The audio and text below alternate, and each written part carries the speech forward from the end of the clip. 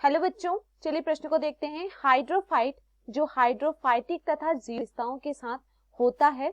हमारे पास दिए हुए विकल्प है। विकल्प ए अगेव, विकल्प बी बेसिनेरिया, विकल्प सी नीरियम, विकल्प डी उपरोक्त में से कोई नहीं। प्रश्न की मुख्य अवधारणा है, मुख्य अवधारणा, इस प्रश्न की मुख्य अवधारणा है, अवधारणा है, इस प्रश्न की मुख्य अवधारणा है हाइड्रोफाइट, हाइड्रोफाइट, हाइड्रोफाइट,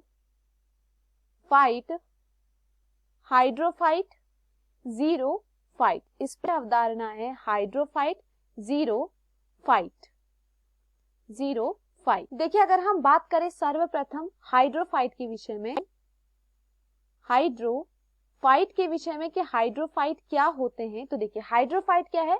वे पौधे जो जलीय वातावरण में रहने के लिए अनुकूलित होते हैं उन्हें हम क्या कहते हैं, हाइड्रोफाइट कहते हैं। वे पौधे जो जलीय वातावरण में, जो जलीय वातावरण में,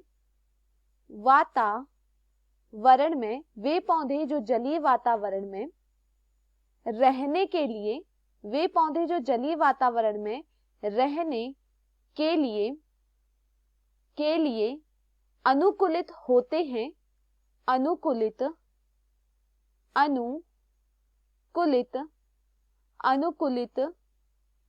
होते हैं, उन्हें कहा जाता है हाइड्रोफाइट। अब देखिए, अगर हम बात करें यहाँ पर जीरोफाइट के विषय में कि जीरोफाइट क्या होते हैं, जीरोफाइट, तो देखिए जीरोफाइट क्या है। ऐसे पौधे जो शारीरिक रूप से शुष्क परिस्थितियों में जीवित रहने के लिए अनुकूलित होते हैं। ऐसे पौधे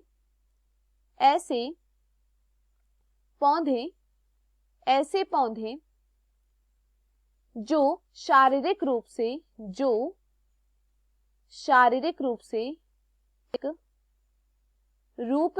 ऐसे पौधे जो शारीरिक रूप से शुष्क परिस्थितियों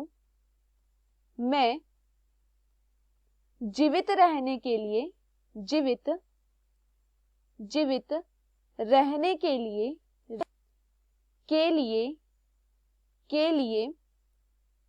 अनुकूलित होते हैं,